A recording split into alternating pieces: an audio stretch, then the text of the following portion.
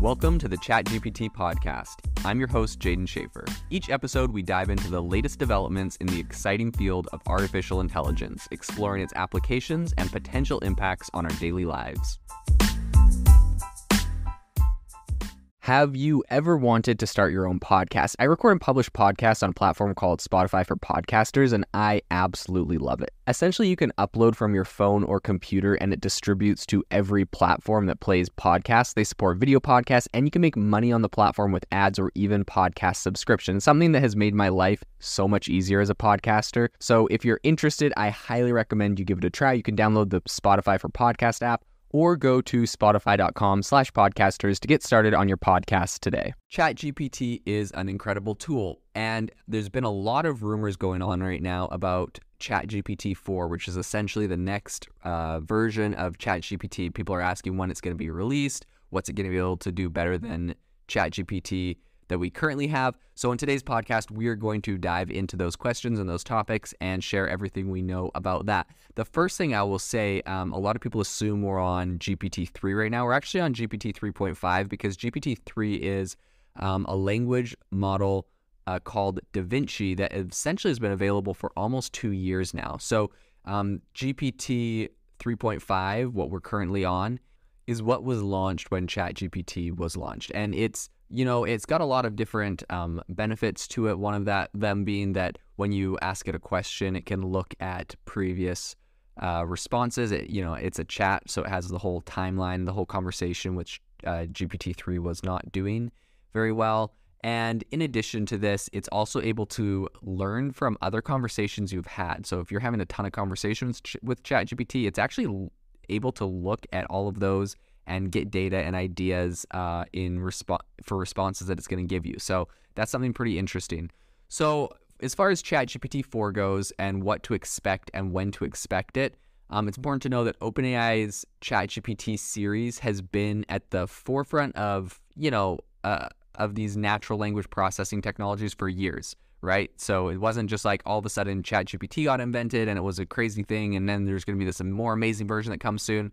This is something that they've actually been creating many, many versions of this throughout the years, and it's just kind of hit a real inflection point with ChatGPT. That's where we saw this mass adoption. In the first 2 months, they had 100 million monthly users. So we really see a big mass inflection, and a lot of rumors are coming out around ChatGPT 4, but it's not like this is some new thing that just hit all at once. They've been doing this for 10 years or more, working on OpenAI and working on these language models. So the latest addition to the series, GPT-4, is really anticipated. It's highly anticipated by a lot of people who are pretty excited to see what abilities it's going to bring. In a recent interview, the CEO of ChatGPT, Sam Altman, he said that, he said the ChatGPT-4 rumor mill is crazy and that people that are expecting it to be this massive shift from, being able to do way more than ChatGPT are pretty much setting themselves up for disappointment. It's an improvement, obviously, but it's not like this paradigm shift or this like massive advancement. So GPT-4 is the 4th iteration, and essentially it uses deep learning to generate natural language responses like ChatGPT 3.5 that we currently have. And they've just built in a bunch of different things to help it become better. And as far as when it's going to be released, there's a lot of different rumors. But I think what's important to know is GPT-2 was originally released back in 2019 in February. And then ChatGPT 3 was released in June of 2020, right? Like I said, like almost 2 years ago. So based on this timeline, it's possible that GPT-4 is going to be released in the first half of 2023. And, some people predicted it was going to come out in the first half of 2022, but obviously that didn't happen. But we did get ChatGPT, so kind of that like 3.5 version. And as far as what is it's going to be able to do better than GPT-3, there's a list of different things that they've kind of been working on. So number one is better conversational abilities. So it's expected to be a lot better at engaging in back and forth conversations with users. Hopefully it includes understanding more context, sentence structures, and also recognizing the context and intent of a user when it's talking. And actually, speaking of all of this, The real big rumor, which I don't even know if this is a rumor anymore, I feel like this is fairly verified, is that when Bing launches, because Bing just invested $10 billion into OpenAI so that they can integrate ChatGPT into their Bing search. And when they launch that, which they're saying they're going to do in the next couple of weeks, they already have people testing out. They already have beta people on there. You get on the wait list and they'll let you in. And people testing it out are saying that it is GPT-4 because they're comparing the results of what this Bing AI, OpenAI chatbot, the results it's giving it versus ones ChatGPT are giving it, and they're significantly better on the Bing one. So people are saying that that is GPT-4, and it's already out in the wild for some people to test, but it's going to be rolled out to everyone really soon. So it could be as soon as a couple weeks that we actually start seeing that. And as far as the better conversational abilities I was just talking about, and the better context understanding, intent understanding, apparently the Bing one is actually very good at that. And, people are giving a lot of criticism because apparently maybe this will be something they patch, maybe it's something that'll stay in it.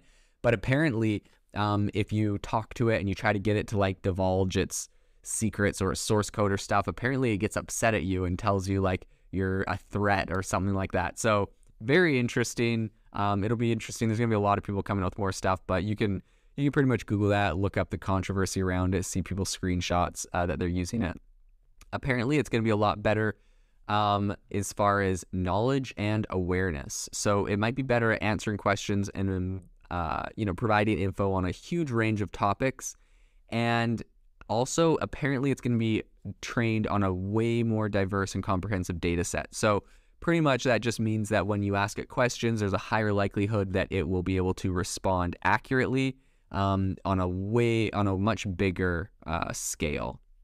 So something else that people are saying is that it's going to have improved human-like abilities. And like I was saying, people testing out the ChatGPT, and it like, I don't know, it shows like suspicion or like it's like upset at you or like things like that, which I don't know if people really want in a chatbot, but I guess it does make it more human-like. If you're trying to make it human-like, I don't know. Personally, my opinion is that I don't really want a chatbot necessarily that's human-like. I just want one that's good at giving me good information. But I mean, that's me. Everyone's different, and people's use cases will be different. Like, I guess if I'm trying to use this thing to be an AI life coach, like my AI life coach I have on the Self Pause app, then a human-like response that can show empathy might actually be useful. But even then, you can still put in the prompts for, depending on what your use case is, you can still put in the prompt how it should behave. So you could say, behave empathetic or behave professional or behave neutral. Like with our AI life coach, we tell it to maintain a professional and neutral tone, similar to what you would actually get from a life coach. So I think that's going to be an interesting aspect, and looking at how that improves with GPT-4 will be pretty interesting. Apparently, it's going to be more accurate and consistent in its responses.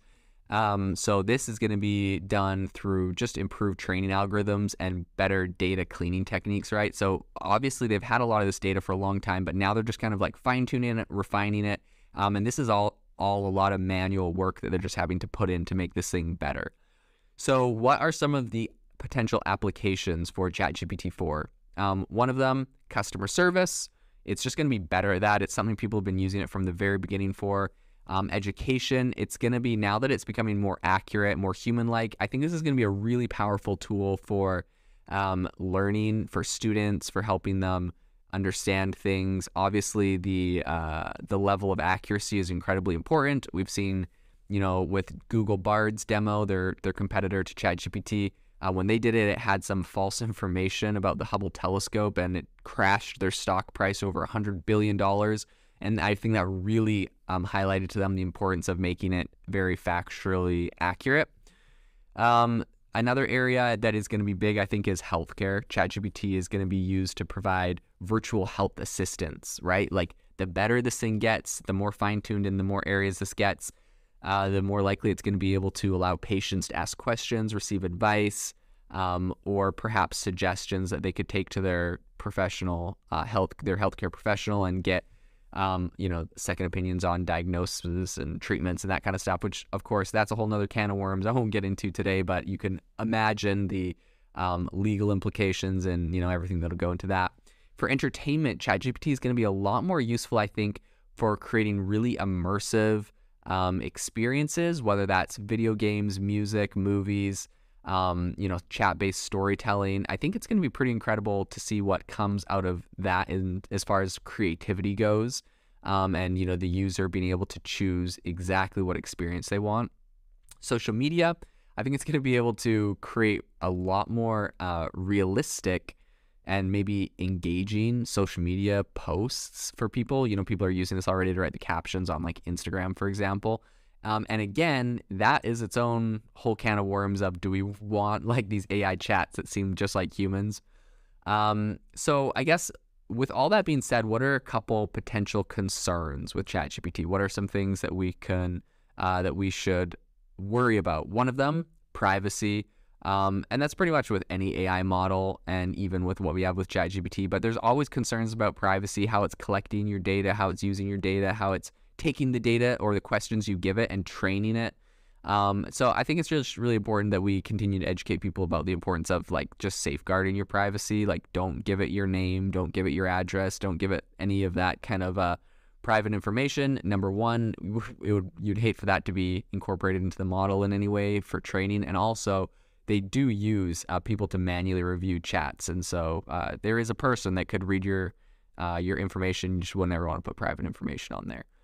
So in conclusion, as far as this whole thing goes with ChatGPT or with GPT-4, I think this thing could come out in the next couple weeks. There is no set time, and I think that this is going to be coming out on Bing, which, if you think about it, has massive implications, because that doesn't just mean that Bing is going to be the first search engine to incorporate something like this, beating Google. Beyond that, Bing is going to become incredibly popular because they're essentially front running the most highly anticipated AI tool that is coming out today, and the only way to get it is to go and use it on Bing. Eventually they'll probably have it on a standalone website on like where you would typically use ChatGPT, but Bing is going to have some massive benefits from being able to have that on there first. So it's going to be pretty cool. We don't know exactly when it's coming out, but we do know it's a lot better, and we do know that it is coming out very soon.